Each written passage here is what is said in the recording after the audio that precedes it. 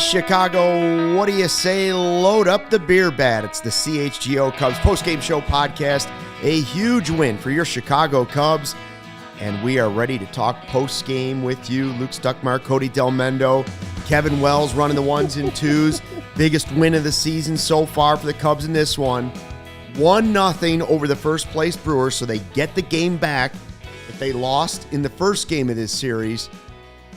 Cody was sweating bullets for 9 innings.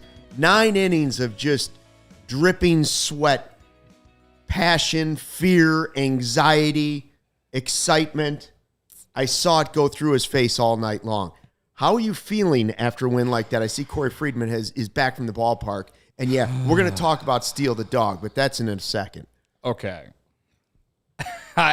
What a game, first off. We've had Incredible. a lot of game of the years type moments. Morel hitting the 3-run walk-off against the Sox, but it's weird how this one kind of feels even better just because it's Milwaukee. It's part of the playoff race. We're almost in September. Justin Steele goes out there and pitches, in my opinion, the best start he has ever pitched in his career. And based off the numbers and all that, you probably would disagree, but if you just watch that game, you saw so much John Lester in him in those 6 innings. It was just absolutely incredible. Dog. I will not take any Justin Steele slander for the rest of time. I don't care if he has a bad start. I don't care if we go to playoffs and he has a bad start. There is no Justin Steele slander in my presence ever again. What a performance, man. The way that first inning went, taking that liner off his leg or knee in the second inning, and still somehow going 6 innings, career high in pitch count. It was an absolute incredible performance from Justin Steele tonight. And then the bullpen followed it up in the back end. The Cubs offense stunk tonight. The Cubs offense got screwed over by the baseball gods and the fact that the Brewers have won 9 in a row, so everything is obviously going right for them. All this bad juju from them, all that shit still somehow went right, so it didn't help the Cubs offense tonight. But all Justin Steele needed was 1, and all this bullpen needed was 1. Like, they knew they needed to win that game, and it happened. Yan Gomes throwing out Christian Fraud Yelich. Yes. Stealing second there in the 8th inning. And huge play. And then Julian Merriweather striking out the next guy within a matter of minutes after that. Completely changed how that inning could have gone because Yelich got bunted for a hit to start the inning. And then you get, I think Contreras flew out, and then he tried to steal, and then in which Gomes got him, and then Merriweather got the strikeout after that. Incredible. The 8th inning, of all of the anxiety-filled innings of tonight's game, that one was the most fun for me because the way the Cubs came off the field after that and the way the crowd was erupting and celebrating, my God, folks. I tweeted the moment after that happened, it's I wish I was at Wrigley right now because I want to feel that. I wanted to feel that in the ballpark in that moment. And that, this is what I asked for. I asked for meaningful games at the back end of the year. That's what every Cubs games fan that is mattered, for. man. Whether, obviously, if they had lost this game, I would be irrationally pissed off probably, but they didn't. They won, so I'm, yes, probably. Very much so. 100% sure I would have been very upset. But, at the grand scheme, this is what I asked for. Just moments like this, games like this, where people are just on the edge of their seat, just sweating it out, grinding the game out. That literally, I felt like I didn't go to the gym today. That's okay. I got my workout tonight from the Chicago Cubs sitting on the couch. All right? That might have been the best game of the year if you really think about it in some aspects. It's up there. It is up there. I mean, critical game. No question about that. Playoff atmosphere. Beautiful night at Wrigley Field. And by the way, hello to everybody in the live YouTube chat. Best way to enjoy what we do is subscribe to that CHGO Sports YouTube page. You can get involved in the live chat. We got We're pushing our way up to 300 people already in the live chat. All the regulars are there. Everybody's having a good time. I like to say hashtag vibe with us after win because Cody's going to load up the beer. You got the beer bat, don't you? I do have the I beer just bat. want to make sure. Just want to make sure because the people are going to be disappointed after a win like that. Justin Steele's probably tuning in to see if you're going to do the beer bat. In fact, Justin Steele might be wondering if you're going to double beer bat it tonight. Woo. Now, he is absolutely the DraftKings king of the game. Absolutely. He's had some great starts this season, but he has, like you said, first of all, the way it started in the first inning. Then 29 pitches. Then to get drilled in the knee with a line drive from Victor Caratini, right? I believe so. To get drilled in the knee and then stay in the game, he set the tone. He paved the way for this win with everything he was doing out there. Yeah. The way he was battling out there, he set the tone for this game. Now, the offense wasn't great, obviously, for the second straight game, but they did enough. They scratched and they clawed and they did the little things. The Gomes play cannot be underrated. Oh. I mean, you have to point that out. Like, Yan Gomes' throw was so on the money, and that is potentially the game-tying run. And it was a bullet to second. A bullet. Merriweather was spectacular. Alzolay was spectacular. The pitching was great. And let me tell you one thing. If you don't believe in Justin Steele as the ace of this team, you are wrong. Yeah. You are wrong. Our friend Dan Plesac had him top 5 in Major League Baseball for starting pitchers this year. Yep. I'm sending him a message after the show. Steele better be top 3 when those September rankings come out. Top 3. Top 3. Because if and when this team makes the playoffs and he's starting game 1, I'm going to feel good. Because I know you're going to have an absolute bulldog on the mound. Yeah, he's like, genuinely, this is my favorite. If it's not the best start of his career, it's my favorite start of his career. It's the biggest of his career. And he's had some big ones so far. But he hasn't pitched in a playoff game yet. And this is the closest thing the Cubs have had to a playoff game that he's pitched. Right. And the reason that it's so John Lester, that performance, is how many times during the Golden Era did we watch John Lester go out there on days where he just didn't have it, but he still managed to give you 5 or 6 innings, sometimes 7, depending on how good or bad the team was. But that's what good starting pitchers do. That's what the top of your rotation does. That's what your ace or your number 2 starter does, dude. That is what Justin Steele has done all season. That's why when he shows the emotion going off the mound sometimes and he's just pumped up, that's big John Lester vibes. We saw that so many times. But tonight's start, the way he went through adversity and still managed to do what he did, it was incredible, man. I am lost for words. He delivered. He answered the call. Coming off a loss after Jameson Tyon was bad last night, coming off the loss into a big pressure situation in a 1-0 game for most of the time he was out there, he delivered. I thought he was coming out. After out 5, when he got I hit. thought he was done for sure. After the second inning, I was like scared to what was going to happen after he sat down, after he got out of the inning. Yes. And when he got hit by the ball and I saw him trying to like squat down and he was trying to flex his leg, his first warm-up pitch didn't look good. Yeah. I thought he was coming out. But not only did he not come out, he stayed in and he got it done. Yeah. He got it done. It's incredible. It was just a great pitching performance. And again, that's 18 quality starts this season. Yeah. 18 quality starts. This is a guy a year ago you were talking about, should he be in the bullpen? Should he be a starter? Should we move him back? I think he might be a piece of the bullpen, but I'm not sure. When we started CHGO Cubs, we weren't sure if he was. We weren't sure what he was. Yeah. We weren't sure if he was a bullpen guy, to be honest with you. Yeah. We hoped he was. But to go from the start of CHGO to now, yeah, man, he's grown like we have grown. Hey, the Cubs have developed an ace. Yeah. The Cubs have developed a homegrown ace. And there might be more to come the way it looks. Yeah. There might be more to come. So, yeah. If it doesn't, I'm just saying, if it doesn't happen this year, winning the division, watch out, Milwaukee, because there's some arms coming. Yep. Let's get to some of the super chats. Kevin, can you pull those up? I see right off the bat, we had a $5 super chat from Foreign Empire. Should the Cubs go after anyone waived by the Angels? Every mess up the Angels make gives us better chances at Shohei. We're going to talk about that in the second segment. We'll talk about this game first, but it was an interesting development today. The way teams just started throwing guys on waivers, right? Especially the Angels, who obviously have given up. Rob, super chat from Rob, huh? Rob German, he says, press 1 for Jan. I think he means hit the like button for Hit Jan. the like button, yes. I think that's what he means.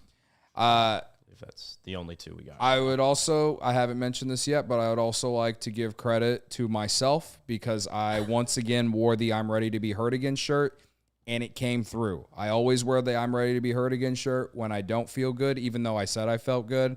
But, the closer the game got, the more I got more anxiety, the more negative in my head I got. So I decided to wear the shirt because the Cubs had to win this game tonight if they wanted any chance to win the division, and the shirt came through again. Shout out to myself. Shout out to credit yourself. To me. Hey, big of me. Credit to me for wearing the Hey Chicago, what do you say, CHGO shirt. One of our best sellers, by the way. And it is one of our best sellers. You can get it right now at the CHGO locker. 24 bones. Oh, yeah. We got a big old sale going on the T-shirts, and these are comfy. Now, you might not look as good as I do in this shirt, but everybody still looks pretty good. But, yeah. You know what I'm saying. It's not easy. Speaking of credit, Corey says, is the rest of the world ready to give CHGO credit for telling everyone how good Leiter was as a reliever last year? Corey wants credit. He wants credit. Credit to Corey. Credit to Corey. Credit to us. We did think Leiter was much better as a bullpen arm last year when everyone wanted him DFA'd. Credit to us. I love that we have seen this live chat in the last 10 minutes grow from 10 people to 20 people. Call your friends, call your relatives, call your brother, call your sister, call your cousin. We're up to 300, and they're still going. Yep, everybody wants to hashtag buy, but let's get the beer bat ready. For those of you that don't know, maybe you're first timers to the CHGO Cubs postgame show podcast. We go a full hour after the game. Cody is the resident super fan, and he was gifted this beautiful Cubs beer bat. Shout out Mbone HD for bringing it to me from Good Arizona. old Mbone gave him this. He also has that shirt. He's also got this shirt, and he's got a beer bat. And our good friends at Goose Island, the beer of CHGO, the official beer of CHGO, they supply us with lots of 312, lots of Goose Island, pocket pilsners, beer hugs, you name it. But Cody right now is on a real 312 run. He really likes the way the 312 has been going down the beer bat. Now, if you would like to play along in the game, feel free to get your phone out, videotape yourself chugging a beer or a beer bat, preferably a Goose Island or a 312, and see if you can beat Cody's time. See if you can beat Cody's time. He started off this season doing 2-minute chugs out of this bat. It wasn't good. It wasn't pretty. I'm not going to lie. It was one time, Luke. It wasn't pretty. Like some Cubs games early in the season, it wasn't pretty. But let me tell you, slowly but surely, championship level. And now you see the predictions coming in. 7-4-1, 13-5, 9-1. A lot of people predicting under 10 seconds these days. What a bit as it has become. Listen. Shout out to everyone. Justin Steele pitched under pressure. Can Cody chug under pressure? Can you get a lot of eyeballs on you Lawrence now, pal? Performance? You got a lot of eyeballs on you, Cody. A lot of eyeballs. You got to tackle this beer bat like it's a game against the Brewers in the final month of the season. Yeah. All right. Well, as everyone knows, we got to do the dedication. This beer bat goes to Justin Steele because I don't know what else to say. I've already said all the good things. He's a dog. He's an absolute dog. That's D-A-W-G. Yes, D-A-W-G. He's got that dog in him. Corey tweeted the meme of like the chest with like three dogs in it with the Mississippi flags on them. All right. 18.6, somebody said. A lot of foam. 9.932, Jack Goulet. Under 8 or no balls, says Tater. All right, hold on. Let me get the stopwatch Tater, ready. don't put that much So this doesn't count until I see the first drop of beer hit his lips, and it ends when we see the bat is empty. Cody right. Delmendo dedicating this to Justin Steele's Here we go. 18th quality start. Boom, there it goes. And we are off. 1 second, 2 seconds. Cody Delmendo already halfway through this beer bat. He's down to the barrel, and he's already down to the end of the bat. Whoa, oh, he's going to break his record. $10.99. Damn it. So you could close. paint any car, any color for $10.99.95. Corey thinks you should have had to do it quicker than Steele's 269. Oh, my God. 10.9. I'm not Herb Listen, Lawrence, man. 10.99 Come on. is still pretty impressive. Oh, man. It was.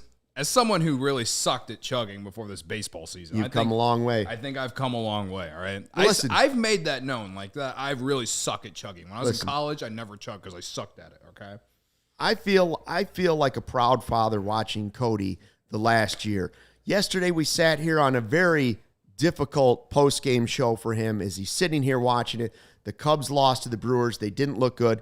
And a year ago, he would have wept. He would have wept. We would have had to bring out towels and tissues, and he would have sobbed, and he would have sulked, and he would have been silent for 10 minutes. A year later, he said, it's okay. It's just one game. It's just one game. And he came out with energy tonight, just like Justin Steele.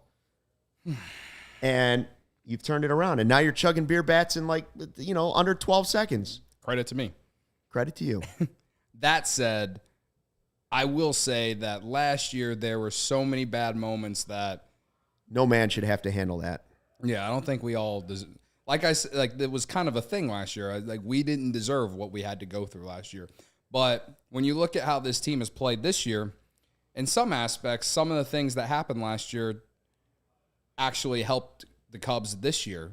In terms of Justin Steele, for example, like we said, didn't know what he was at the beginning of last year. Yep. Then he really turned it on in June last year, and honestly, that he's just been doing that since June of last year. It wasn't just the second half of last year, it wasn't just the first half of this year. He's been shoving baseballs down people's throats since June of last year. And listen, if the Cubs didn't go with what they went through last year, in some aspects, I don't know if we would have Justin Steele doing what he's doing. So You might not have Dansby Swanson. True. There are some silver linings into last season when you look at things now. I'll leave it at that. There's obviously reasons why that team shouldn't have been that bad, but whatever. Let's not go there tonight. I'm not going there tonight. This is about fighting back in the division race and here now. staying where you're at in the wild card race. Hanging in there. We're Just right look there. at where Steele is in terms of quality starts in baseball. I mean, Garrett Cole's the leader with 19, but you got Logan Webb, Steele, and Corbin Burns all tied with 18. Zach Allen has 17. So Burns also got his 18th quality start of the year tonight. It's pretty awesome what we've seen Steele develop into in 1 year. You have a guy who is pitching like a top 5 pitcher in baseball. You have an ace who is pitching like a top 5 starter in baseball. You have a center fielder who is playing like a top 5 player in baseball. Yeah. I got to tell you, I want them both back next year. Yeah, we haven't even really mentioned Bellinger. He's the one who drove in the one run the Cubs had. It was on an RBI ground out in the first inning. With 2 strikes. With 2 strikes. Now, Justin's calling me out in the live chat. He says, Luke, don't act like we forgot what you said earlier in the season. I'll do a beer bat chug if the Cubs clinch a playoff spot. I don't remember ever saying that. I don't think you'd have to find the video. You'd have to find the video on that for me to. Justin, go find the tape, man. I would have to see. I'd have to have a receipt on that. Go find it. I can't take your word on that. Go find it. Tweet it at us. All you'd have to do is probably go back to very beginning, end of March, beginning of April. Ravi says I deleted the tape. It was VHS probably. Let me tell you what. If I ever had to chug a beer bat, it would take me the entire show. That's how long it would probably take me. I think the people honestly would just be happy with watching you drink out of the beer bat. Sipping it? Yeah. It would never be that one either. Too many germs. I personally would like to just see you drink out of it. I don't have to see you chug it, but just to see you in the act of doing it would make my day. Dylan says, Luke, live a little. Come on, man. I'm just trying to stay awake here. Just trying to keep me upright. That's we get true. 112 thumbs up. 112. God, we got some one thumbs likes down, out there. but whatever. But 113. Can we get to 200 before the end of the show? 200, please. Hit that like button for Justin Steele. Hit the like button for Jan Gomes. Hit the like button for Merriweather. I think Lighter. Hockey goes with the 3 stars, right? The number 1 stars, the number 1 star. They do the 3 stars. I would say Merriweather, number 3 star. Gomes, number 2 star. Justin Steele, number 1 star for me. Yeah. It's hard to disagree. Gomes had the play of the game, man. Too. Yeah. I mean, that Gomes throw, man, what a dart. He stood up and threw a one-hopper. That was such a By great baseball the play, way, man. the home plate umpire sucked. Oh, he's Especially in the brutal. back end of man, the was game. he brutal. In the back end of the game, for sure. I wouldn't say in the beginning of the game he was bad, but his bad calls really did impact the game. Whenever Seiya was down or was up 3-1 in the count, it would have been a walk. Would have had the bases loaded with 1 out if he would have got the walk, which it should have been. It was an egregious call. I mean, even Boog and JD on the broadcast said it was awful. I think it happened again later in the game in the next inning or so. So with someone else, I can't remember who it was. I want to say maybe it was Hap. There's the name. Somebody just mentioned it in the chat. Let me see who it was. I don't know if I can see it. Don't forget the Hap catch. Oh yeah, Don't forget the Hap catch. Joe says you're right. That might knock Merriweather out of the number 3 spot. Right. Well, also, that's a huge catch. Listen, home field advantage. The win. Shout out to the win tonight. All right. Shout out to the and listen. I don't want to take anything away from Alzolay, but the 2 batted balls hit in that 9th inning. Willie Adames, 105.9 off the bat, 430 expected batting average. That one was hit to the warning track. All right. And then Rowdy Tellez, 96 mile per hour exit velocity, 480 expected batting average.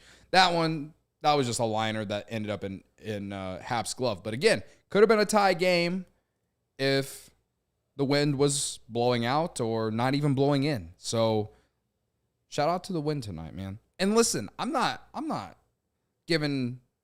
taking any credit away. How much freaking luck went the Brewers' way tonight, especially that inning where Nico hit the liner right to third. And then, of course, Morel was already playing off third base because no one was freaking covering him anyway.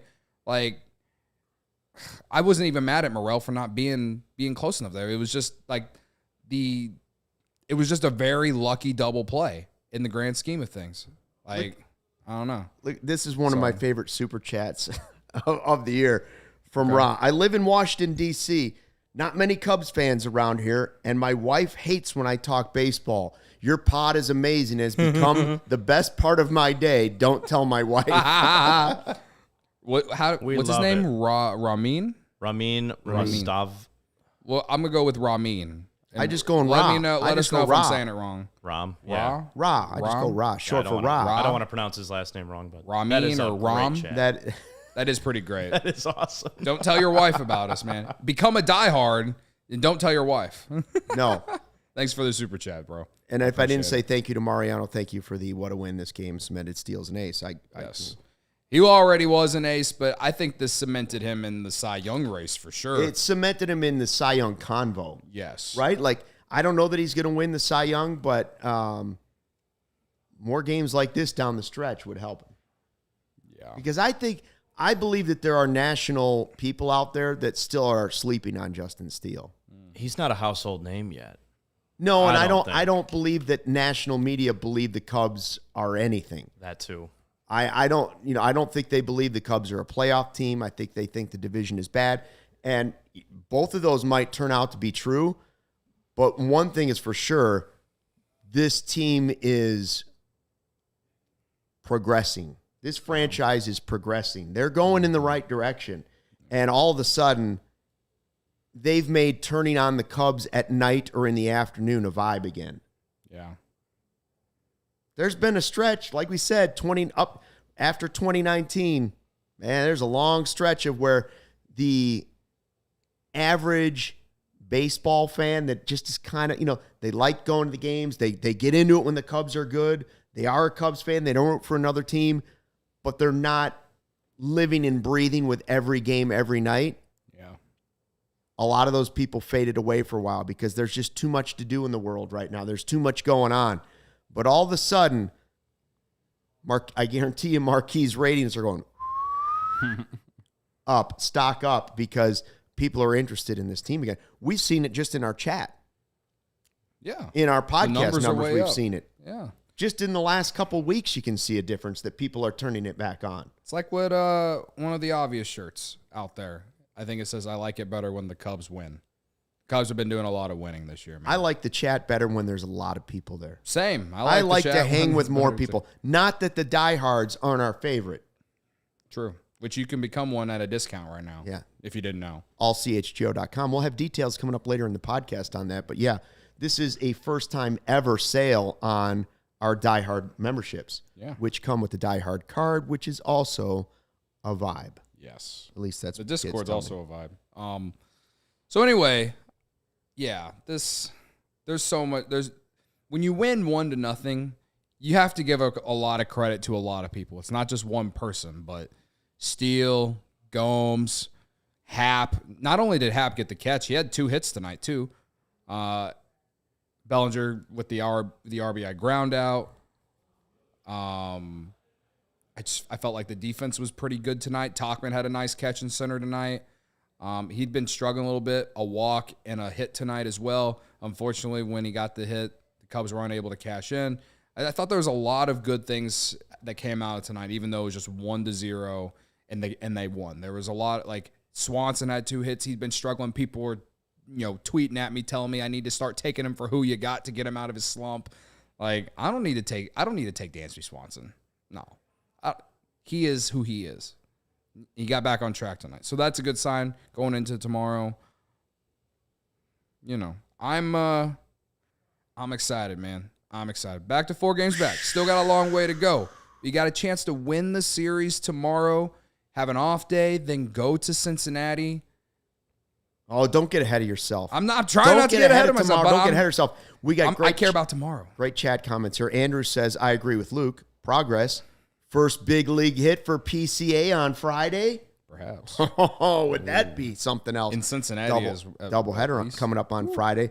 I also saw, can you go up just a little bit? I think Akiva, is this Akiva who I sat with at the... Ooh, he says he finally found the chat. takeover. Akiva did it. He came to the Cubs Sox takeover, super fan, great guy, and we said, you can do this, man. I told him, I said, listen, technology is the devil. I understand. I understand that technology is the devil, but I'm telling you, if I can find the chat, eventually you will find the chat, and Akiva found the chat, and what a day to find it. What a day to find it. What a day to find it. Welcome Akiva, I hope you were here for the beer bat chug. Yes. If you weren't, you have to rewatch the show. Rewatch it if you missed out on that. Welcome. Again, we mentioned him on the show before. We met him at the takeover, and he sat with. Well, I remember talking to him at the bar, but he sat by Luke, like basically at the entire game. He was the person along with Herb that I was telling, here comes a Madrigal home run. Did I see multiple people in the chat want us now to make a shirt that says Balls of Steel? Balls of Steel. Someone also said in the chat they want the Friends We Made Along the Way shirt as well. The Friends We Made Along the Way. I don't know how we would make a shirt related to the Cubs. How about a credit to me shirt? Credit to us. Credit to me. Credit to me. Big of me. Credit to me. I just send. I mean, I don't know how we would do it, but Mike Dubs, I like it better when Cody chugs a beer bat. There you go. There you go. I like that. Send that to I'd Joe. wear that to Wrigley. I'd wear that in the left field. Tater with a super chat for $10. Tater says, how close are we to finally having the next great Cubs team we've been hearing about the last few years? I would say you have the next great, I would say you have the next fun Cubs team. I don't think you have the next great Cubs team, but there are guys on this team that will be on the next great Cubs team. Justin Steele's one of them. Yeah, absolutely. Dansby's one. Nico's one. I hope Belly's one. Yeah, I hope Belly's one too. If Belly isn't one, we got a lot of problems, honestly. Listen, I've said this a handful of times on the show this past couple weeks because everyone keeps talking about Belly and how he should be here and all this. I'm going into next year, no matter what happens the rest of this year, because they tried to win this year. Here we are, almost in September in a playoff race, and no matter what happens here at the end of the year, the Cubs should absolutely be trying to put together they should be trying to take that next step. And the next step to me is real playoff contenders, not, sitting here trying to, decide if we're selling or buying at the deadline, right? They should be real playoff World Series contenders next season. Next year should be the next great Cubs team. Obviously, you need a lot of things to go right on the farm. You need guys that are already on the roster to play well. And obviously, Tom's got to open the checkbook for not only Cody Bellinger, but, maybe Ohtani or, a handful of other players that could help this team win, all right?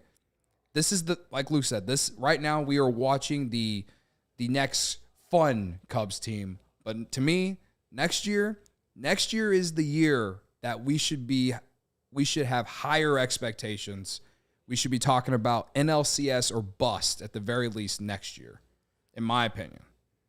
And think about the payroll flexibility that you get when you develop homegrown pitching, though. You're able to go out and spend. That's the key. Yeah. You can go out and get Ohtani. You can spend a good Ohtani and Belly. Exactly. When you got a guy like Cade Horton who's going to play next year, hopefully, and Jordan Wicks. I mean, that's where you save money. I mean, Shaw at third, Dansby at short, Nico at second, Belly at first, PCA in center. Yeah. It's a lot to be excited about, man. It's a lineup we're talking about. Rhonda says, I agree, Cody. Shout out to you, Rhonda. Not many people agree with me. So Gary says, how about Blake Snell to the Cubs? I'd take that. I'm all right with that. He's in the Cy Young race as well. Man, you add Shohei and Blake Snell and Belly? Hey, it's not my cash. That's true. It's not my cash. The live chat here on YouTube is continuing to grow, and we appreciate that. Make sure you're nice to everybody. We will not put up with slander. No Justin Steele slander for the rest of the time. No more slander. Well, unless we allow the Godfather, Michael Collada, always to. Well, even on a night like tonight, he's slandering in the chat because he still thinks this team needs a closer. Oh, he's positive. He's been positive though. He's consistent though. That man has been saying he wanted a real closer since day one. Now, I would tell him what I told him at the beginning of the season. I think that person will reveal themselves before the end of the season. Yeah. And who did we say after Cubs convention? We asked Adbert Alzolay, what really gets your juices going? What do you want to do? Yeah. Closer. And he didn't even hesitate. He's the closer. Watch him. He's the closer. Yeah. The fist bumps I tweeted out. I'm on board for the Tiger pump after every win now. I think Collada needs to see Adbert in the playoffs perform, and if he does that, then I think Collada will buy into Adbert as the closer. And then if it's not Adbert going forward, I still like a lot of guys the Cubs have. Like I still somewhat kind of believe Palencia could be that guy down the road. I'll tell you what, if Adbert Alzolay isn't the future closer of the Cubs, then boy, do I look forward to the guy that is. Yeah. Sure. What makes a team great is when you have somebody as good as Adbert is right now get knocked off the top by somebody that's even better. That's what you're really hoping for. Yeah. I don't want to say bad things for Adbert, but that's what makes a great team is when you think you've got the guy and all of a sudden somebody's like, hold my beer, I'm here. Yeah. Tater says in the chat, top 7, Cincinnati 0, Giants 5. All right, Tater. That kind of doesn't help. Like, it's good, but it doesn't help us just because the Giants are right there in the wild card chase too. But the Dodgers are shutting out the Diamondbacks 6-0 right now, so that's big. That's big. Very helpful. That's big. Mm-hmm. Sorry to our friends at PHNX. Sorry, we're not sorry. Yeah, we got in a little bit of a Twitter war Twitter beef this weekend. Did you see that? I did not see that. Yeah, so I want to say it was after they beat the Reds over the weekend. I quote tweeted one of their tweets where they were playing the video of them showing their team won, and I just tweeted from CHGO Cubs like, hey, looks like I tweeted something like thank you PHNX Diamondbacks for beating the Reds for us. Right. And then they were like, they clapped back and were like, you're not going to be thankful whenever we pass you guys in the wild card. And I was like, your owner's going to be thankful when all Cubs fans show up to your ballpark when we come there in a few weeks. Corey's saying that the crowd was hyped tonight when he made his entrance. Now, was that Living on a Prayer? Probably. That's Because probably when Living on a Prayer is said playing. there are multiple, again, BTB, Better Than Bruce, Bon Jovi has multiple songs that make great entrances for a relief pitcher. That's I'd probably would walk in, if I were a relief pitcher, most likely to a Bon Jovi or a Guns N' Roses or the Imperial March from Star Wars. Ooh. You know, Now the question is, too. when does Adbert get his own video and light show when he enters? That's when we'll know he's the solidified guy. When does that happen? I feel like that's got to be coming here soon. Well, the Cubs did tweet out a cool graphic after the game of Adbert with the fist thing. So that was cool.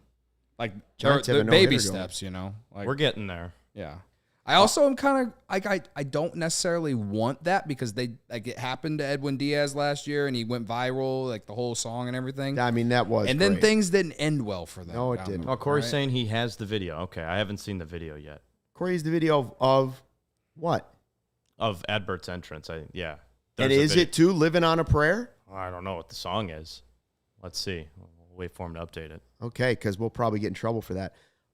Hey, by the way, are anybody here in the market for a new car, used car? If you are, then we have some great news for you because Ray Chevy in Fox Lake has just joined the CHGO team, and we're talking to the team at Ray right now, and they have a pledge. They call it the Ray Price Promise. It's a guarantee that the price you see online is the price you pay when you go into the dealership. And we found a lot of other cases. I personally can vouch for this. You go to other dealers, and they'll raise the price on you when you come into the dealership, saying things like, are you a recent college grad? Not to me, but to other people. Are you active in the military? Are you a farmer? That's the one I usually get. And in most cases, the answer will be no. And that's when other dealers raise the price on you, saying the price online is limited rebates and they do not qualify for this, yada, yada, yada. Well, at Ray, that's not the case. The price you see online is the price you pay. No add-ons to the price ever. In fact, Ray will do everything possible to find additional savings for you to make that price lower than you even see online. As one of the top-selling dealers in the Midwest, you'll always be able to shop one of Chicagoland's largest inventories. Save big at Ray Chevy because they now have over 100 Chevy Trax models available starting at $21,495. Right now, through the end of the month, August 31st, couple days left here, all buyers qualify for 0% financing. That is unreal. Make 0 payments until 2024. Plus, put no money down. And best of all, pay 0 hidden fees with the Ray Price Promise. Visit Ray Chevrolet in Fox Lake or raychevrolet.com. Serving the community since 1963. Find new roads. So tonight's game was awesome, right? And you might have been like me on the couch here at CHGO Sports Studios and thinking, man, I have to go to the game tomorrow. I absolutely have to. Right. There's no possible way that I can't go to the game. How are you going to get tickets? How are you going to do how that? How are you going to pull that off? How are you going to tell your boss that you're sick so you can go to the game? Well, I can't tell you how you're going to tell your boss that you're actually sick, even though you're not. But I can tell you how to get tickets, and that is through Game Time, folks. Game Time. Buying tickets to your favorite events shouldn't be stressful. Game Time is a fast and easy way to buy tickets to all your sports, music, comedy, and theater near you, Luke. With killer deals on last-minute tickets and their best price guarantee, you can stop stressing over the tickets and start getting hyped for all the fun you'll have. It's big of me to come to the studio tomorrow because it's my job. Big of me to do the show, so I can't go tomorrow. But if I were, I would go to Game Time. Imagine getting paid to chug a beer after a Cubs win. Exactly. Imagine. Forget planning months in advance. Game Time has deals on tickets right up to the day of the event. It's the place for last-minute ticket deals. Get exclusive flash deals on tickets for football, basketball, baseball, concerts, comedy, theater, and more. The Game Time guarantee means you'll always get the best price. If you find tickets in the same section and row for less, Game Time will credit you 110% of the difference. It's the fastest-growing ticketing app in the country for a reason. Get tickets of your seat before you buy, so you know exactly what to expect when you arrive. Buy tickets in a matter of seconds, 2 taps, and you're set. Tickets are sent directly to your phone, so you never have to dig through your email. Snag the tickets without the stress with Game Time. Download the Game Time app, Create an account and use code CHGO for $20 off your first purchase. Terms apply. Again, create an account and redeem with code CHGO for $20 off. Download Game Time today. Last-minute tickets, lowest price, guaranteed. You are listening to or watching both the CHGO Cubs postgame show podcast. Luke Stuckmeyer and Cody Delmendo after a thrilling 1-0 nail-biting win over the Brewers that felt like a playoff game.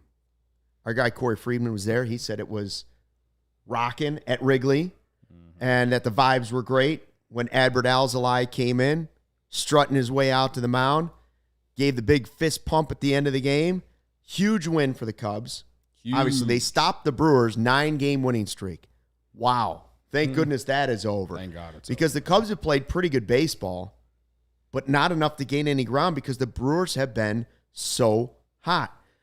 Baseball Junkie has a super chat for us in the live YouTube chat and says, ballsiest pitching performance of the season. Steele had Lester-like vibes on the mound, a playoff atmosphere, some of the most locked in I've ever been during a game since Chapman's 8-out save. Steele 316.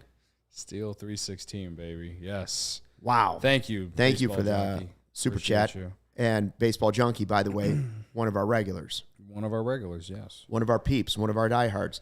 I know some people want to talk about this, so let's get to it. Well, we're not going to spend a ton of time on it. I wanted to talk a lot about the game, and we'll talk more about the game if you want to. But today, a lot of weird stuff was going on. The Angels decided to basically put half the roster on waivers. They're out of it. They went for it. They started adding, and it didn't work out. So guys like Lucas Giolito on waivers now. The White Sox put Mike Clevenger on waivers. Reynaldo Lopez is on waivers. Josh Donaldson on waivers. The Yankees pulled that off. So my question is, what the chat wants to know, should the Cubs be placing a waiver claim on one of these guys, and who should it be? I'll tell you, let me start with this, who it should not be. It's not Mike Clevenger, that's for sure. Keep Clevenger. No. You can keep Clevenger. I don't want it. And I know what the people are going to say. Well, you took a guy with questionable character when you took Chapman, and this guy Clevenger could give you 6 starts the rest of the season, and his ERA is under 3 the last month. He's pitching great. He pitched great against the Cubs. He's a turd, guys. He's a turd. And you know what? You're not the 2016 Cubs. You're not. So, and you're not trying to break a 108-year curse. And he's not Aroldis Chapman. Yeah. Okay? He's not the final piece to the puzzle. Yeah, at least Aroldis Chapman was the best closer in baseball at the time. That's right. And the final piece of the puzzle. Mike Clevenger is a borderline 4 or 5 starter. I mean, he was good when he was with Cleveland in the beginning of San Diego before he had to have Tommy John. For sure, he looked like he was en route to be one of the best pitchers in the game, but ever since coming back from Tommy John, not only has he not been very good, but he's also, as we saw with the news that came out before the season this year, he's not exactly a good dude. Cody, he's worn out his welcome everywhere he's gone. Yeah. Everywhere he's gone, he has worn out his welcome. So in a clubhouse where chemistry seems to be a major thing this season for the Cubs, all these guys trying to get this organization going in the right direction. Nobody's thinking about themselves. Nico Horner's willing to move from short over to second base. That set the tone for the whole season. They signed Dansby Swanson. It's a selfless move by a guy to make his team better. I don't want a guy who has been forced out of every team he's ever been on because he's a clown. Yeah. Forget, the stuff he's doing off the field is another thing. He doesn't seem real popular in the clubhouse, except for the South Side, where they don't know what that's part of the problem. They thought it was okay. Yeah. Some of the guys thought he was okay. Yeah. I don't want Mike Clevenger on the Cubs. Now, as far as guys that we do want, I don't think he's going to get to us, but man, if Lucas Giolito can find a way to pass all the way to the Cubs, that would be huge. I guess just for depth, yes. that you would. Let me put it this way: I would not put him in the rotation and playing, I'd stash him away and be like, if we desperately need one. Right now, I'd rather throw Assad. I'd rather throw Wicks, both of them. Now, if you're telling me he's taking a start instead of Smiley, okay, but remember, Lucas Giolito's ERA this month is something like 7. Yeah. Well, and for the Angels, he was bad. I was going to say, for the Angels, he was bad. For the White Sox, he was pretty good. And I don't know what happened when he, like, sometimes, I'd be guys interested in Reynaldo Lopez. I'm not lying. Very interested in sometimes guys go to new teams after a trade and things don't work out, whatever. I believe the Cubs have 6 teams ahead of them, something like that. The Reds need a starter. The waiver claim process. He's got Cincinnati written all over him. Yeah. The Reds need a starter really bad. Giolito's going to be there for them if he passes. Lopez or, I know Matt Moore was kind of a guy in the offseason we kind of talked about as one. Hey, how about Josh Donaldson? Yeah. That's going to be a no for me, dog. Cubs legend. He's another Cubs turd. legend. He's another turd. No thanks. Part of the Rich Harden trade. Never forget. Rich Harden. That's right. Good call. I'm a throwing in the broken Rich Cubs Harden fan. I remember things. So yeah, I guess one of the bullpen arms for sure would be I think more realistic and something that would be useful, more so useful. The only reason I said Giolito, if he actually did reach the Cubs, like in terms of the waiver claim list or whatever, is that even though the Ass Man and Wicks have been fine, have been great, like at least Giolito has a little bit more proven. The guy, it would be depth. Right. That's what I would see it as, is depth. But again, I wouldn't be afraid to give him a start. I'm just saying right now, I wouldn't take the ball out of the hands. Someone says Harrison Bader. No, I do not want what I was told the next Mike Trout on my team. Also, PCA is going to get the call up. I'm good. And we have Belly in center. Or Tachman. They don't need Bader. They don't need any more outfielders. Ryan Herrera's all ready to go? He's here. He's ready. Let's bring him in. All right. There he is. Hello. Can you hear us? How about that? How about Justin Steele? People are calling for the new shirt, Ryan. Balls of Steel is what they want to see. Balls of Steel. And they want it printed now. Lit. They're lit. Maybe. You might want to. You could run that at the next press conference that Steele talks and be like, "Would you be willing to wear a shirt that says Balls of Steel, Justin?" What was said after the game? I would assume everybody was complimentary of the way, not only that he pitched, but the way he battled to stay in after he was drilled on the knee. Yeah, totally. I mean, even like the first inning, right? Like he grinded through that first inning, managed to escape with no runs, but he had 29 pitches. I think it was the second inning when Caratini hit him, hit the ball off his, like right above his knee, he said. I think both Steele and Ross kind of said they weren't that worried about him needing to come out. As soon as they kind of went out there, checked on him, he got a little blood flow into the spot. Was able to throw some pitches and felt fine. And obviously, he grinded through 111 pitches, career high, 6 innings scoreless when the Cubs absolutely needed it because Corbin Burnes was doing about as good on the other side, right? So, everyone complimentary of Steele, to bounce back from that first inning, just to be more efficient after that first inning, to not be affected by the comebacker off the left leg, and just to really keep the Brewers off the scoreboard. I mean, there's probably some balls there that helped. The wind blowing in helped. Maybe that one to Happ in left field, jumping into the ivy was one of those. That happened throughout the night for both teams for sure. So, a lot of praise for Justin Steele, who, I mean, we can keep saying it, but like he's very firmly in the Cy Young conversation. There's no denying that anymore. Like he's pitched, he's 15-3 this year, like a 2.69 ERA, which is number 2 in baseball, something like that. So he is very firmly a Cy Young candidate. I mean, at this point, I wouldn't be surprised if he wins the whole thing, right? If he just kind of keeps pitching the way he has, like I wouldn't be surprised at the end of the season. But just the way his year has gone, it's just a remarkable climb, though. Look, Cody and I were talking before he came on about just when we launched CHGO. We were discussing where he fit in. Is he a guy that you're going to see on the next great Cubs team? Is he a piece of the future? And now we're talking about a guy that is in a Cy Young conversation. And it's just the credit goes to him for all the hard work. The credit goes to the coaches that are working with him, the pitch lab, whatever it is. The Cubs have developed a homegrown ace.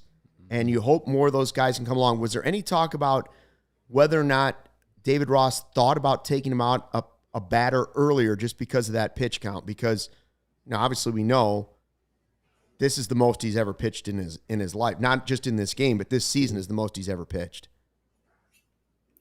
Yeah, I mean, I go back when I think of that, just to his workload, right? Like Ross has kind of talked about it, like guys got to pitch a full season at some point, right? Like guys, you can try to maybe not have them go as deep into games every now and then, but like guys got to be able to pitch a full season at some point. And for Steele, and this was maybe a couple weeks ago, I remember Jared wrote about it on ALLCITY.com, but that Ross basically said like Justin Steele is like they need him to make the playoffs. They need him to pitch well and be Justin Steele to make the playoffs. Like that may be their biggest X factor is what Justin Steele can do. So like at this point, it's kind of like workload be damned. Like they're gonna throw him out there and hope that he can give them 6-7 innings of really good, efficient baseball, and they're going to ride him through the end of the season. Like they want to be mindful of that kind of workload, but they also, they need him to be pitching to make the postseason. They're 4 games back of the Brewers again now. They still hold sole possession of second NL wild card spot. Like they can't afford to take it easy with Steele. They kind of just have to ride it out with the season, watch him kind of just be him, and hope that everything kind of holds up and he can make it through the end of the year. I guess we haven't said this yet, but the Cubs tweeted about a half hour ago that Steele, and you'll love this, Luke, because I know how you're a pitcher's wins guy, but Steele is the first Cub to record 15 wins in his first 25 starts of a season since Jake Arrieta in 16. Mm-hmm. Oh, so wins actually can indicate a guy's having a good season. I'm not saying it's this is the problem with everybody bashing wins. I mean, yeah, they can. Exactly. But just like some other things can. Take all the information you can and factor it in. One stat alone generally doesn't get it done for you. But it can give you information. If a guy wins 18 games in a season, most likely he's had a pretty good season. I think the outlier, though, is you just go look at Jacob deGrom's baseball reference. He's had obviously one of the best pitchers of this generation, but the amount of times that the Mets would lose games that he would do. Well, you can be on a bad team, but I think it's more about a guy that has a ton of wins versus a guy that has a bunch of losses. If your record, I don't even think he has a ton of losses. You can have a good season if your record is 500. But if your record has something like 18, 19, 20 wins, almost never you're going to look at that guy and be like, well, he's a fraud. He's no good. He's had a horrible season. He got away with 18 wins. Like, I just don't believe that's true. I don't think anyone actually believes that's true either. I just don't think that using wins is how you define if a pitcher is good or not. No, I don't use it as my number one reason. I'm just saying it's an easy way to go ahead and look at it and say, and it used well, this guy has. The thing is, it used this to. This is very far off course. Sorry. This conversation is very far off course with Luke defending the pitcher win. Well, he's got 18 wins. 15. No, he's got 18 quality starts. There you go. Yeah. Sorry, I misspoke. Don't let the facts get in the way. Don't let the facts get in the way of the good story. Do we have to cut Ryan off? Do we need to send him away? He's taking away the vibes. He's cranky. He is cranky. I don't know why. He just watched the best game of the year. He got to sit there at the press box for free. Barb wants to know if you're sitting on the toilet again. I got stuff to do, man. I don't need Luke to be defending pitcher wins for 10 minutes. We get it. He's good. 15 wins is obviously very good for sure. And you're not getting 15 wins if you're a bad pitcher. That's how. Yes, it's a very good indicator of how successful Justin Steele has been this year. As his ERA. Yep. This is a lot of things that go into it, as you said. But the pitcher, 15 wins for sure. I think that now is tied above for the major league lead right now, if I'm not mistaken. So yeah, I believe so. Yeah, for sure. It's been a good season, obviously, in that department for Steele. One thing also for sure, Ryan, is they've got to get the offense going tomorrow. Like they have, yes, they faced Miley, who pitched a great game, and I heard Nico on the radio saying, man, he didn't leave a single ball over the plate. Like he didn't give us anything to hit. We got 2 solo homers because there was nobody on base, and now tonight you went against another good pitcher. But how do they find a way to get some more offense in the third game of this series? It's going to be tough for sure. I mean, they had 1 run on 8 hits today. I mean, yes, when you're facing Corbin Burns, same as when you're facing Brandon Woodruff, like it's runs, hits, offense is going to be tough to come by. You got to do a lot of the little things, like getting guys on base. Cody Bellinger changing up the 2-strike approach and just getting the bat on the ball to bring a run in, or a hit and run that doesn't always work, but when it does work, it looks really, really nice. Being aggressive on the base paths, putting pressure on the pitcher, working counts, all that kind of stuff goes into it. And yeah, the Brewers have a good pitching staff. They're going to have a good starter tomorrow. They're going to have mostly rested bullpen.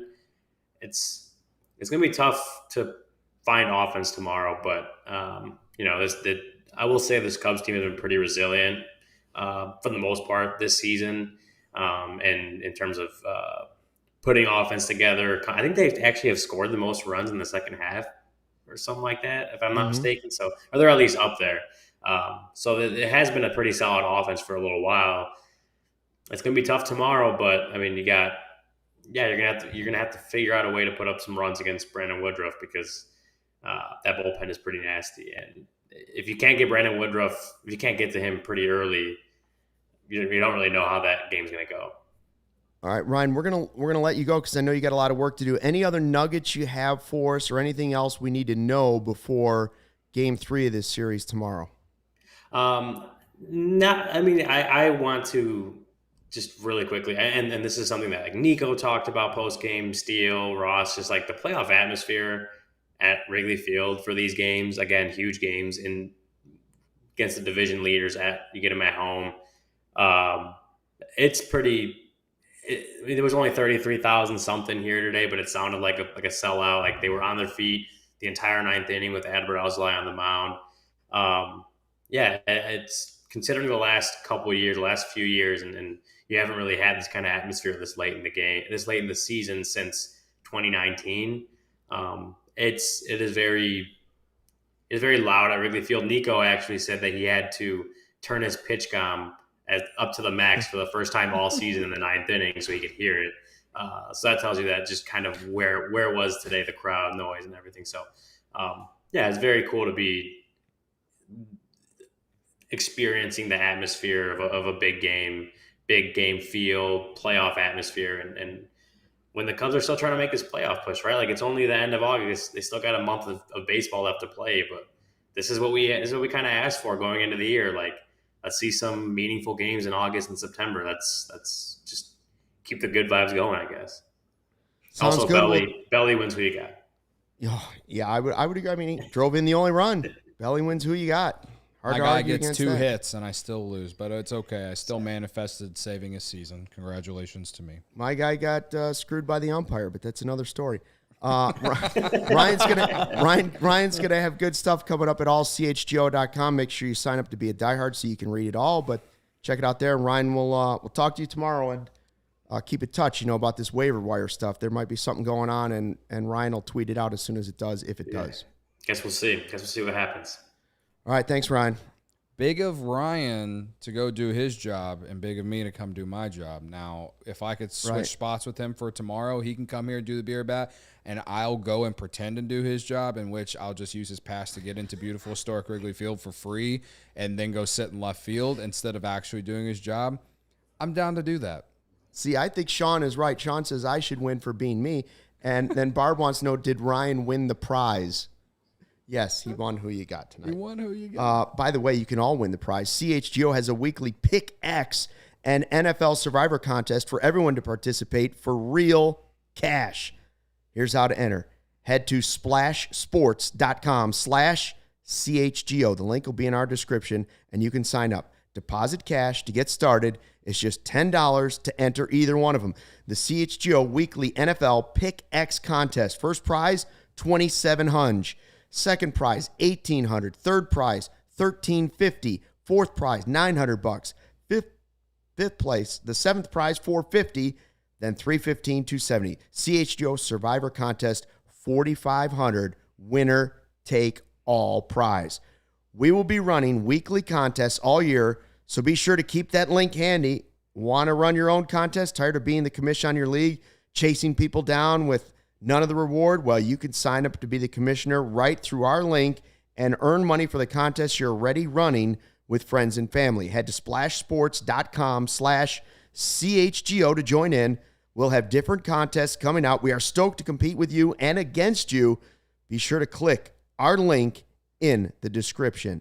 And by the way, while you're at it, you might want to check out some of these programs at Lewis University. Students just like you, full-time jobs, families, full-time sports fans, going back to school to earn respected degrees at Lewis University, 35 miles southwest of Chicago in Romeoville. We were right out there by Cog Hill, not too far away. Ranked as one of U.S. News and World Report's top-tier colleges.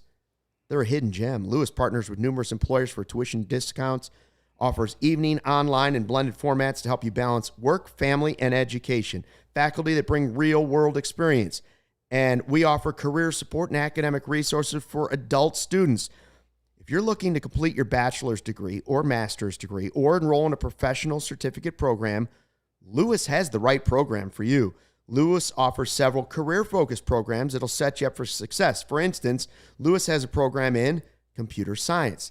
8-week sessions can be completed in 1 year. Concentrations in software engineering, artificial intelligence, cybersecurity, digital forensics, enterprise, and cloud computing. Discover how a degree from Lewis can help you build a better world. Learn more at lewisu.edu/you-can-do-this. So the Cubs got their 70th win tonight, which means that they're 18 wins away from my season prediction. You think they can get there? They're 13 away from mine. Yeah, but like I was bolder. 83 was the right pick. Now, the thing is, what we forgot to acknowledge is that the push to 63 is over. Oh, well, That's yeah, past five. we're weeks behind. Now it's the push to the playoffs. It's the push to the playoffs. In 1 year, we've gone from the push to 63 to the push to the playoffs. Push to 88 wins so I can be absolutely insufferable on the internet. Thank you. Shout out to everybody that's been hanging out here in the chat all night long. Yes. The Godfather's been there. We do have more super chats. Can you pull those up for me, Kevin? The Reds are also getting no hit right now. Where have we left off? We saw baseball. Did baseball Akiva not only found the chat, Akiva found a super chat. He learned how to do it. Good, big of him. Yeah, how about this? He says, had so much fun watching that incredible Morel walk-off game with you guys, but Luke absolutely stole credit for my take that the double play was how the whole series should have looked. Let's go, Cubbies. I don't know what he's talking about. But well, he's saying that I pointed out in one of our hits afterwards that, like we said, that's how. The double play. That's how this whole series should have gone. Okay. Them getting thrown. Who was the runner that got thrown out at second? Andrus. Elvis Andrus got thrown out second. And Ian Happ threw him out. Akiva said that, and he said, I'm taking credit for it. It was all Akiva. Yes. Credit to you, man. Akiva, credit to you. You didn't call both home runs, but you were there for it. So the other super chat from thanks for coming Michael, out. It's great to meet you. I can't read it, Kevin. Can you make it hey, if a guy goes out there and keeps the team in the game, he deserves a win. He did his job. Wins matter for pitchers. I don't think anybody was debating if wins mattered or not. I think we were just talking about where we should gauge it as criteria for how good a pitcher is. I will say that I believe it has become a mocking point of millennials. They are mocking the older generation where it still has value. It's just you shouldn't place it as your only thing because of a guy who can have a good season at 10-10. But if a guy has 19 wins, he's not BS. Do you think it should be taken into account for a Cy Young vote? How many wins a guy has? Not as the main factor, but I think it should if you're talking about somebody that has 23 versus somebody that has 18, yes. Really? So you would, like, if they had all the same stats? I would say, like, if all the stats were the same and somebody had 5 more wins, yes, absolutely I would. I'd also look at the record. Obviously their team is going to have a factor, but how many guys win the Cy Young on a bad team? Not very many. So that's a factor, and that's not something, you know what I mean? That's not something they control either necessarily. It's a good forecast point for sure. Again, when I was younger, it was very much more normal where starting pitchers would pitch into the 8th inning. And now it's more like if you get 6 out of a guy, you're good. And that's because bullpen arms are so much more, I don't want to say, they're obviously better because almost every bullpen arm, it feels like when the Cubs face another team, it feels like every arm, like the Brewers threw some guy out there tonight in the 8th inning that was throwing 100. Like, that's not Devin Williams. Everybody's throwing harder, including the starters, which is why they are wearing down faster as well. That too.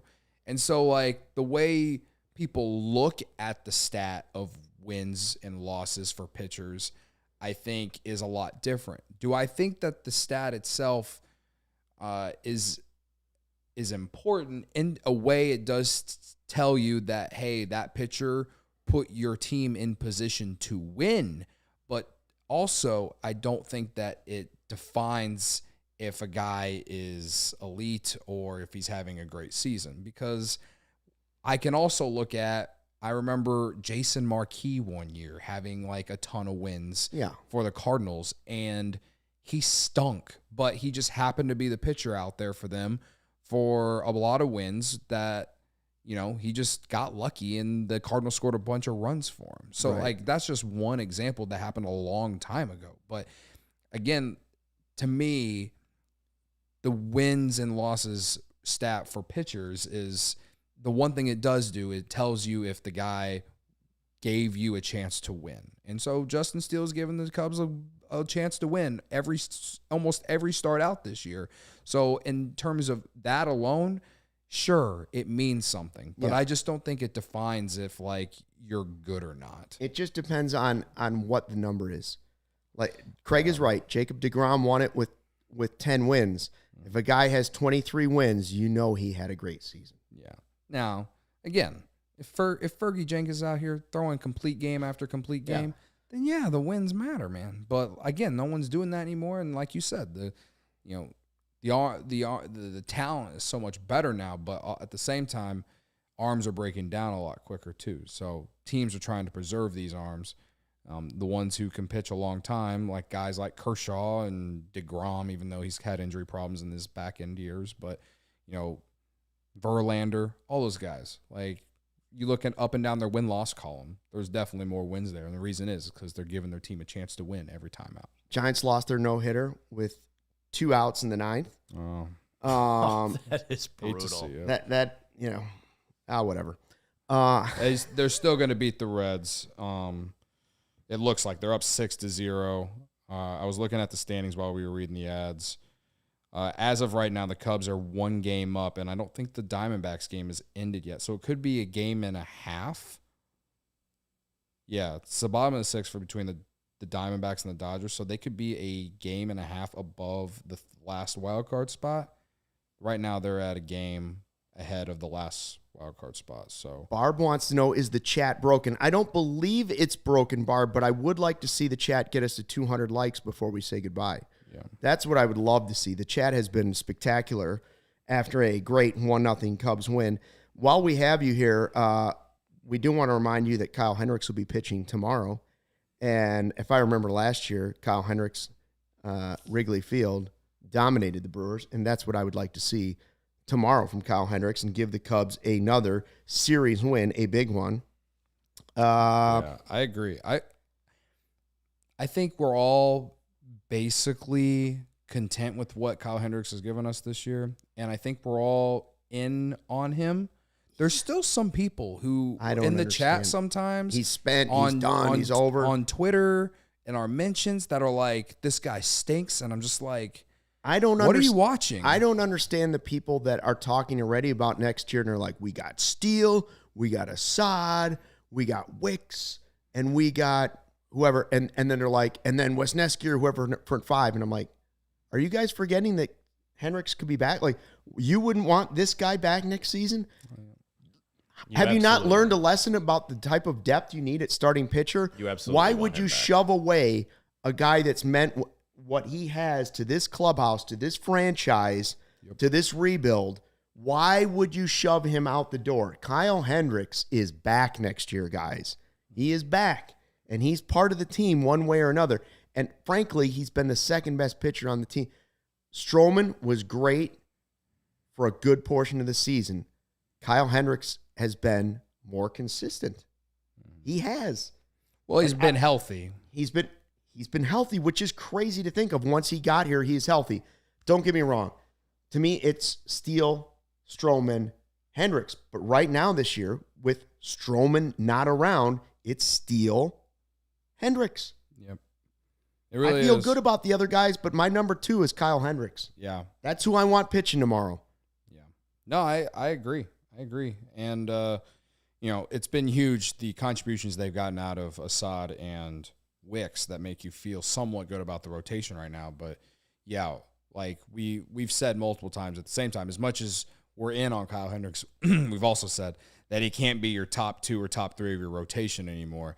And No, but I love him as I love him as my 5. Yeah, well, right now he is kind of like the number 2, like the second best starter in your rotation right now, unless Tyone gets back to doing what he did, before this last start. You know what I mean?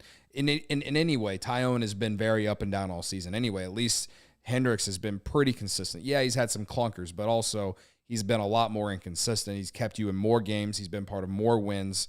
I believe he's like near the top of baseball in 3 runs or less. Quality starts.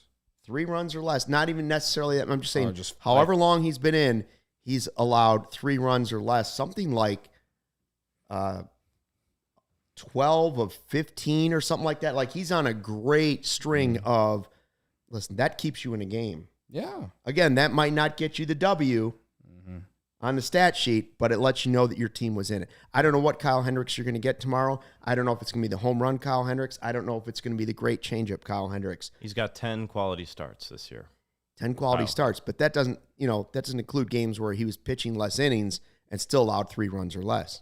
Yeah, like when he was missed, easing back in. What did he miss? First couple weeks of the season too. Missed the first month. First month, yeah. Yeah. So there's 5 starts right there, 4 or 5 starts that you missed. So Yeah. Listen, if Kyle Hendricks is my number 5 last year, you got a hell of a rotation. I like Evil Wax 73's comment. He's also he's always in the chat. Hendricks is a big game pitcher, and he's correct. Tomorrow's a big game, and I'm looking forward to getting Game 6 of NLCS 2016 vibes with Kyle Hendricks on the mound against the rival Brewers. I feel good. I said I felt good last night going into this game with Justin Steele. I feel great with Kyle Hendricks tomorrow. I do too. I like the way it's setting up. I tell you what else is setting up really special.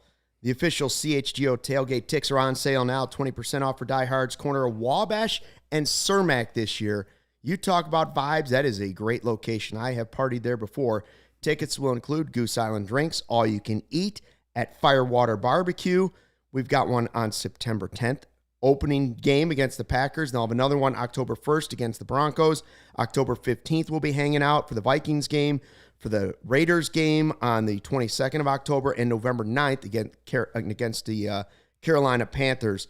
And by the way, diehards get a 20% discount on that. And right now, you can get a discount on being a diehard. 48-hour sale. We're about halfway into this thing right now. Only $60 for the first time ever. First time ever, we dropped it to $60 for 48 hours. You get a free t-shirt from the CHGO locker. Plus, you get the diehard discount on all of our events. That means anytime you go to a tailgate, 20% off. That means you're getting a discount on that. You get our podcasts, our live shows, our postgame shows. You get access to all the premium written content. For members at allchgo.com, you get 20% off all of our dope merch. Like the Belly Bomb shirt we just put out. That's the most recent one, Belly Bombs. By the way, I'm calling Belly Bomb tomorrow. Ooh. We got lots of dope merch, and there is a dope merch sale going on right now. Sick Drip, $24 for every shirt. Absolutely. Yeah, it's a great And then deal. add your diehard discount on top of that. Mm-hmm. That's the deal. Absolutely, yeah. It's a great time to sign up right now and get the experience. You're going to get your money back within... Hell, you might get it all back within a month or two after you spend the $60. Again, $60 for a whole year. So, and I know people in the chat, They're also in the Discord, and they're always in the Discord hanging out. Kiva, diehard. I wish I was in the Discord more. I just don't have the time, but or I don't have as much time as I would like. Well, because the Cubs are so good. Yeah, and I'm Barb will be on after the game. I'm doing all kinds of shit for here, and I try to jump in whenever I can. So yeah, get in on that. It's a great deal. Absolutely. I did want to mention too. You were talking about the tailgates. Yeah. Where there will be Goose Island. Honk, honk. Honk, honk. At the tailgates, there'll be Goose Island, which is Chicago's beer since 1988. Got the beer roster of the Goose IPA, the Tropical Beer Hug, the 312 Wheat Ale, the Full Pocket Pills. It's some of the best beer that I've ever had. It is my favorite beer. It is my favorite beer to drink out of a beer bat. And like I said, we're at the first tailgate against the Packers week 1. Mm-hmm. There'll be plenty of Goose there. So grab your ultra fresh brewery exclusive beers at Goose Island's original brew house on Clybourne Avenue in Lincoln Park, or from their tap room on Fulton Street in Westtown. Goose Island Beer Company, Chicago's beer. And yes, that tap room on Fulton Street is awesome. One more thing related to the tailgate. Think about this, the vibes. Now, obviously the vibes for week 1 will be great because it's week 1 and it's Bears Packers. But think about October 1st, Bears Broncos, and also last game of the season, Cubs Brewers. All I'm saying is we can all be hanging out for all of it if we come to that. That's right. One big vibe. Hopefully the Cubs have already clinched the division. That's what and it doesn't matter. Yeah, I would hope. But if it does come down to the last day of the year, guys, I'm just saying it could just be more. It could be more than a Bears tailgate. If it comes down to the last game of the season, Cody will be a mess. I will be a mess. So if you want to come see me being a mess, potentially, come to our tailgate October 1st against the Denver Broncos. Also, since it's against Denver, DMVR will be in town too. It's going to be a huge tailgate. There's going to be plenty of people. I'm going to be finding a way to watch the Cubs game on my phone. What time do they play that day? Probably they play a day game since it's a Sunday. I believe it's a noon kickoff. The Bears play at noon. The Cubs play at 2. So I'm going to be riding both teams at the same time. Right. Oh man, I'm already stressed out thinking about it. So as much as I'm looking forward to week 1, the one against the Broncos, which I think is week 3 or week 4, that might go up a notch just a little bit. Becky wants to see 5 to 8 runs tomorrow. I'm with you on that. Just Absolutely. Not by the Brewers. Yeah, not by the Brewers. Need some offense, man. Need some offense. I give credit to Corbin Burns. He managed to get out of some of those things tonight. But the Cubs, they got to be better with runners in scoring position. 0 for 7 with runners in scoring position tonight. Got to be better. There was some bad luck in there. I mentioned the Nico line out with Morel on third and he not getting back there in time, whatever. But they had some other chances, and they just didn't take advantage. Hit that like button. Are we to 200 yet? By the way, Rob in the chat says, if you want to see it, Marquis replaying the game right now. If you want to see Balls of Steel, BALLZ. We're at 186. STEELE. Come on, 14 186. More. Come on the way out. On the way out. Hit us to 200. Absolutely. And Barb, you also asked what time will we be here tomorrow? What time's it? Right after the game. Right after the game. 1:20 start. It's a day game tomorrow, so we'll be here right after the game, Barb. Again, right after the game. Ryan Braun did retire, Barb. Yes, he did retire. The guy people are booing now when you watch the game is Christian Yelich. It is Christian Yelich. 1-0 Cubs win. Huge game for Justin Steele. Cody Bellinger drove in the only run, and Cody Del Mendo did a beer bat chug in less than 12 seconds. Big of me. Big of him. Big of all of you for joining us for the CHGO Cubs postgame show podcast. We appreciate it. Make sure you subscribe to the All CHGO Sports YouTube page, and 5-star reviews if you're listening to this on Spotify. We appreciate it, or Apple Podcasts, wherever you get your podcasts. Hit the like button on the way out. We want 200, and we want a W tomorrow until tomorrow's big win over the Brewers, which will be a series win. Thanks for listening and watching, and fly the W.